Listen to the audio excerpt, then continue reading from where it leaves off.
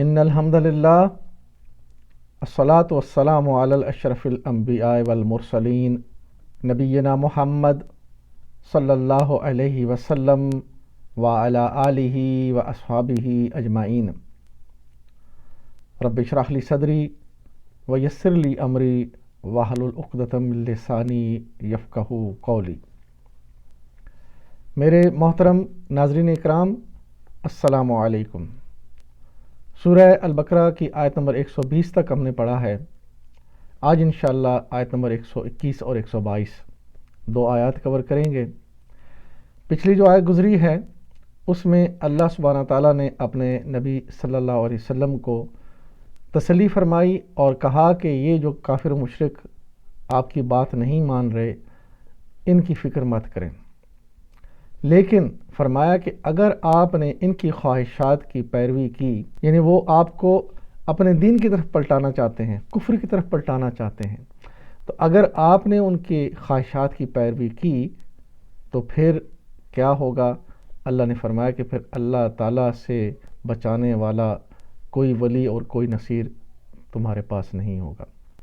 یعنی اس آیت مبارکہ میں اللہ تعالیٰ نے اپنے نبی کے ذریعے سے ہم تک یہ بات پہنچا دی کہ اس علم کے آ جانے کے بعد اگر آپ نے کافروں کی پیروی کی، ان کے طریقے، ان کی روش اور یعنی ان کا دین اختیار کیا، تو پھر کوئی اللہ کے علاوہ آپ کا نہ کوئی دوست ہے، نہ کوئی ولی ہے، نہ کوئی مددگار ہے، آپ کو کوئی بچانے والا نہیں ہوگا۔ تو آج ہم دیکھیں ہم کیا کر رہے ہیں۔ ہم کافروں کے طریقوں پہ چلتے ہیں، ان کے دین کو ہم نے اپنایا ہوا ہے اور اپنے دین کو ہم نے بالکل چھوڑ کے رکھا ہے، اور پھر یہی ہماری ناکامی اور دنیا میں بربادی کا سبب بنا ہوا ہے کہ ہم دوسروں کے طریقے پہ چلتے ہیں، اپنے طریقے کو ہم نے چھوڑا ہوا ہے، اور جو بہترین زندگی اللہ نے ہمیں دین میں دی ہے اس کا ہمیں پتہ ہی نہیں ہے۔ اور پھر ہم ولی اور نصیر کس کس کو بناتے ہیں؟ دنیا کے معاملات کے لیے، اپنی آخرت سنوارنے کے لیے اللہ کو چھوڑ کر ولی بنائے ہوئے ہیں، حالانکہ اللہ تعالیٰ نے فرمایا کہ اللہ ہی تمہارا ولی ہے۔ اللہ ولی الذین آمنوا، اللہ ہی مومنوں کا ولی ہے، جو ایمان لانے والے ہیں ان کا ولی تو اللہ ہے۔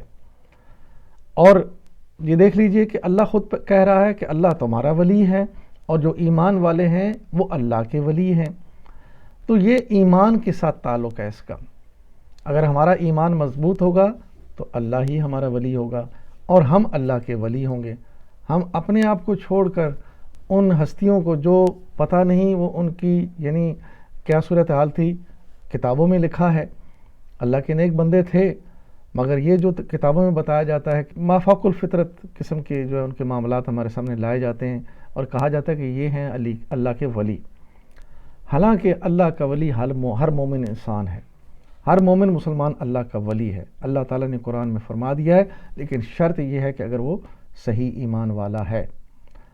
تو ہم اسی سے انشاءاللہ اپنے آج کے پروگرام کا آغاز کرتے ہیں، اور وہ آیت مبارکہ جو پچھلی گزری ہے اس کا ایک حصہ جس میں یہ ذکر ہے کہ اللہ ہی تمہارا ولی ہے، اس سے شروع کریں گے۔ تو چلتے ہیں ہم پریزنٹیشن کی طرف۔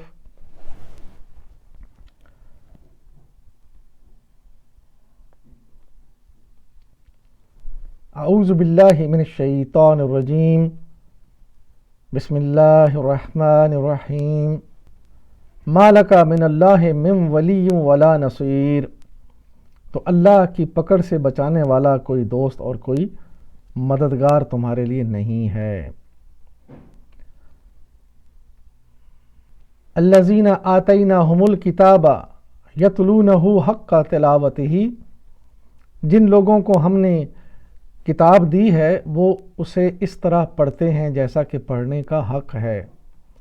اولئک یؤمنون بہ ومن یکفر بہ فاولئک ھم الخاسرون، وہ لوگ اس پر سچے دل سے ایمان لاتے ہیں، اور جو اس کے ساتھ کفر کا رویہ اختیار کریں وہی اصل میں نقصان اٹھانے والے ہیں۔ یا بنی اسرائیل اذکروا نعمتی التی انعمت علیکم وانی فضلتکم علی العالمین، اے بنی اسرائیل یاد کرو میری وہ نعمت جس سے میں نے تمہیں نوازا تھا اور یہ کہ میں نے تمہیں دنیا کی تمام قوموں پر فضیلت دی تھی۔ محترم ناظرین، آج کی آیات آپ نے دیکھیں۔ اللہ تعالیٰ فرما رہے ہیں کہ ہم نے جن کو کتاب دی ہے اس کتاب کے بارے میں ان کا رویہ کیا ہے؟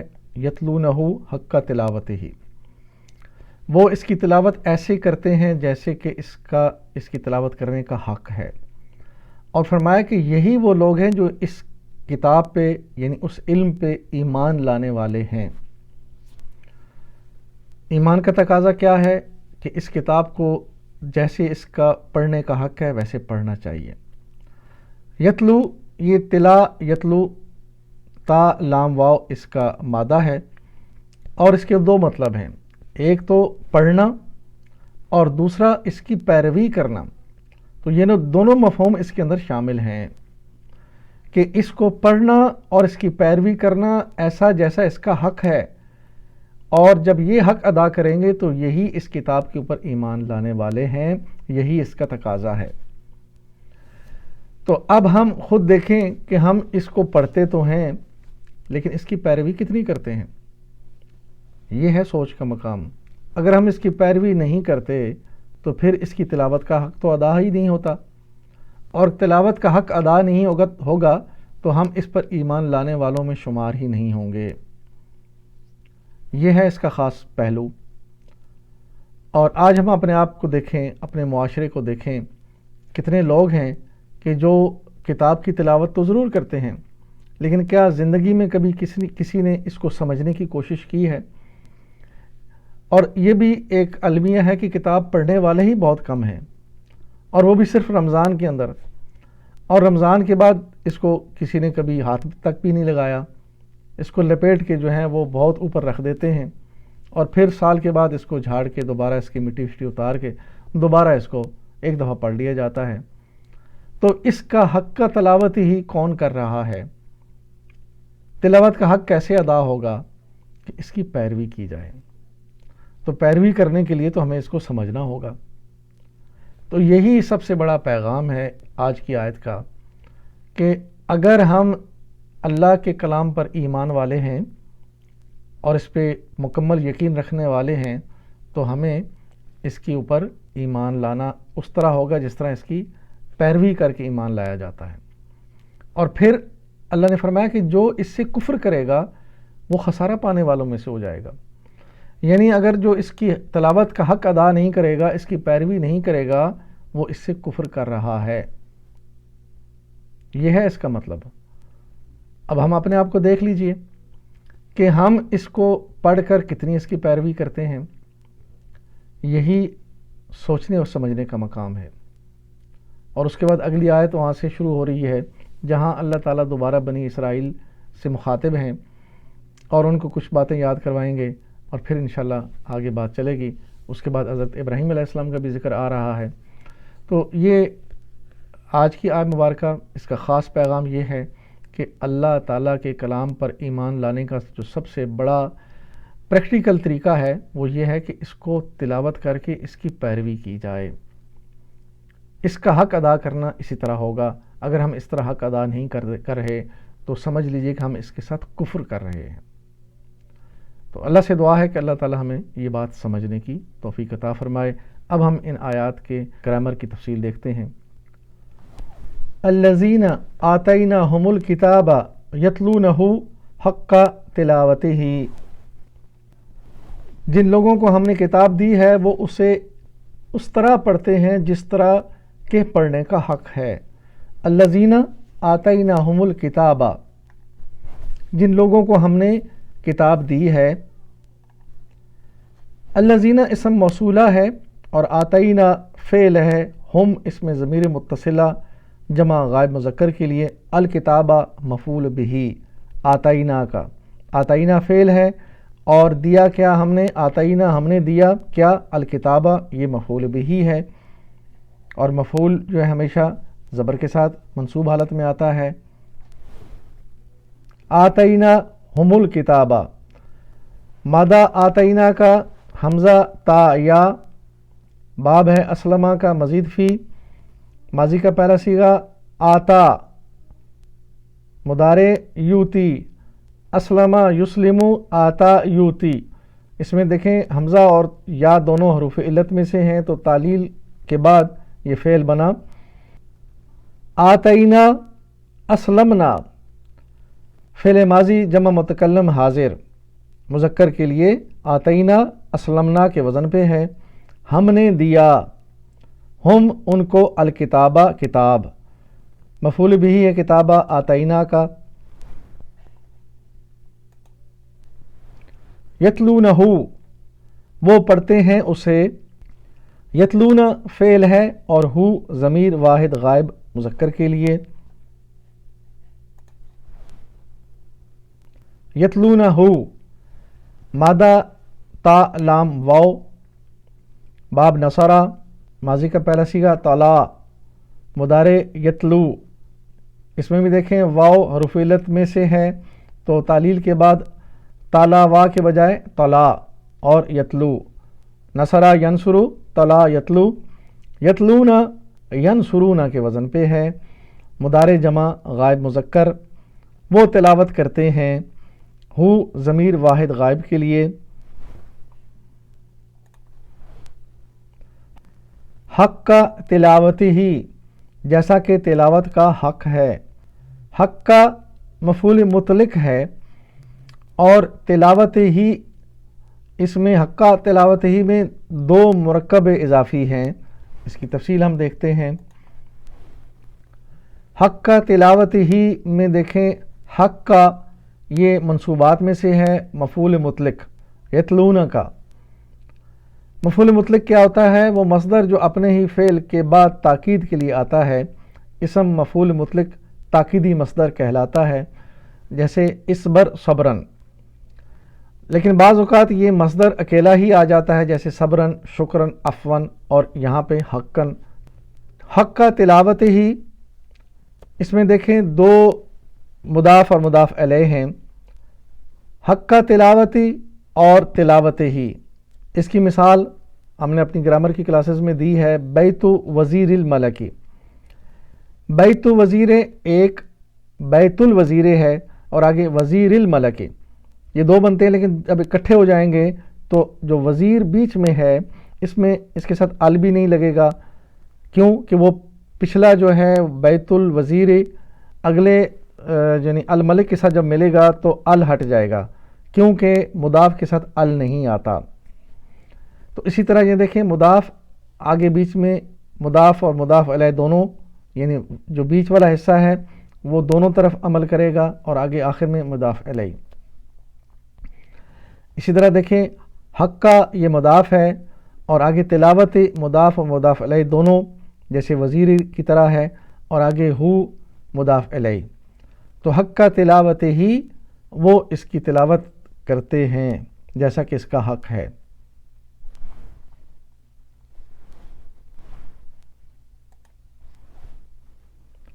اولئک یؤمنون بہ ومن یکفر بہ فاولئک هم الخاسرون، وہ اس پر سچے دل سے ایمان لاتے ہیں، یعنی جو اس کی تلاوت کا حق ادا کرتے ہیں، اولئک وہی لوگ ہیں، یؤمنون ایمان لاتے ہیں، بہ اس کتاب پر، وہی سچے ایمان والے ہیں، اور جو اس کے ساتھ کفر کا رویہ اختیار کریں گے وہی اصل میں نقصان اٹھانے والے ہیں۔ جو بھی اس کے ساتھ کفر کرے گا وہ خسارہ پانے والوں میں سے ہو جائے گا۔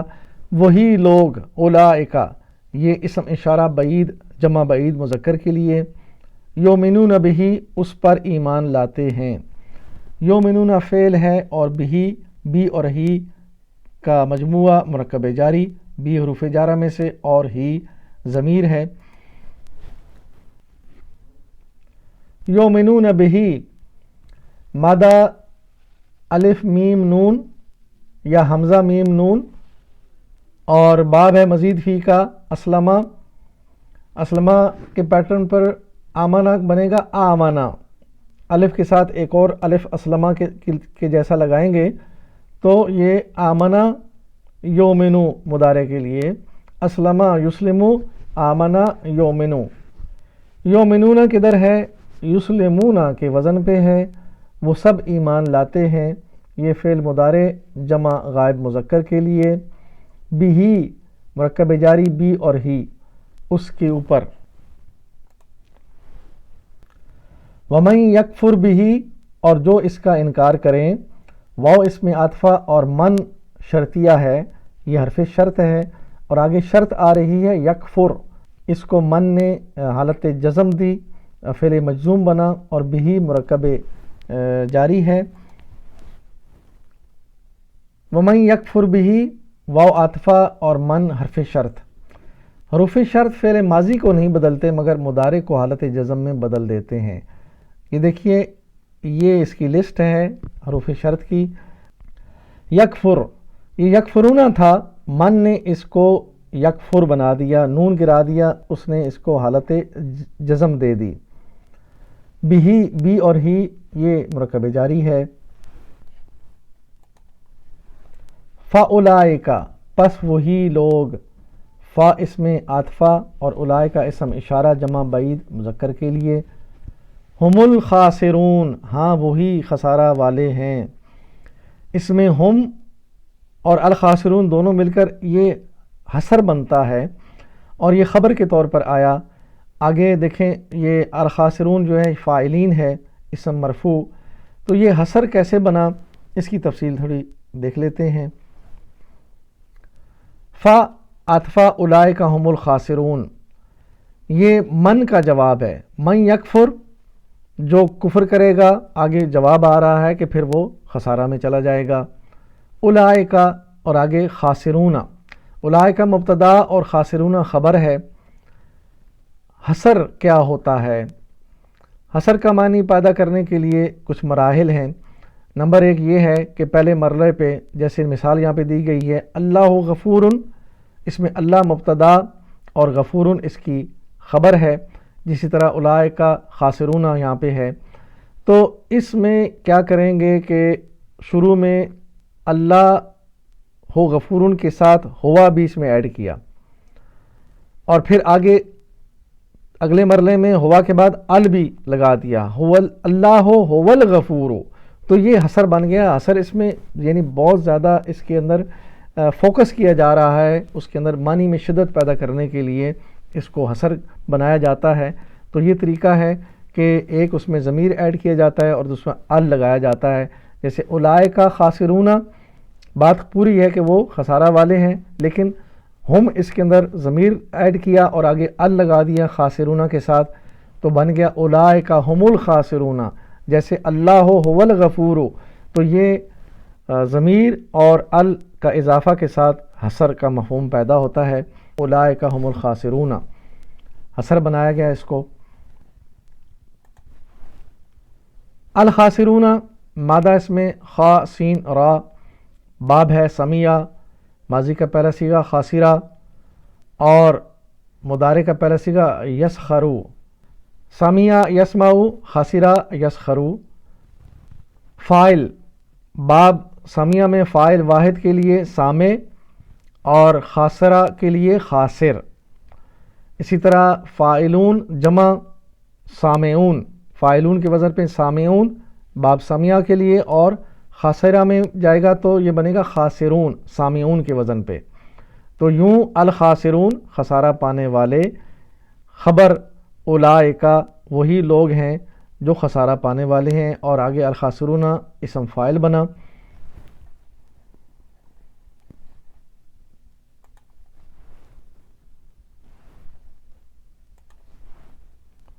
یا بنی اسرائیل اذکروا نعمتی التی انعمت علیکم وانی فضلتکم علی العالمین، اے بنی اسرائیل یاد کرو میری وہ نعمت جس سے میں نے تمہیں نوازا تھا، اور یہ کہ میں نے تمہیں دنیا کی تمام قوموں پر فضیلت دی تھی۔ یا بنی اسرائیل، اے بنی اسرائیل، اس میں دیکھیں یہ ندا اور منادا، ندا پکارا جا رہا ہے، ندا پکار کو کہتے ہیں، منادا جس کو پکارا جائے۔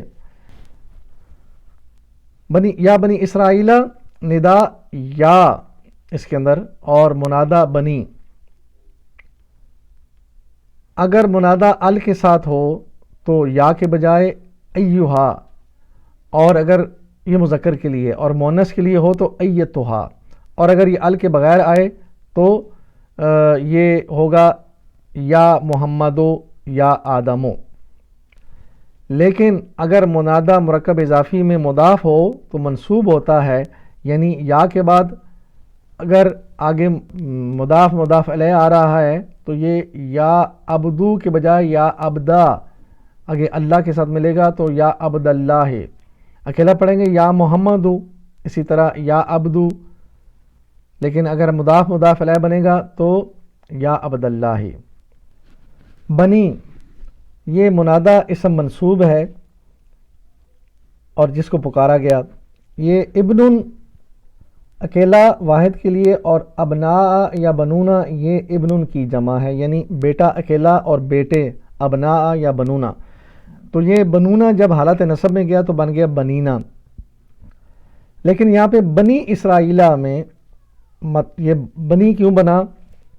چونکہ یہ بنی مضاف ہے اور مضاف جو ہے نون قبول نہیں کرتا، تو بنینا سے یہ بنی بنا اور نون اس کا گر گیا۔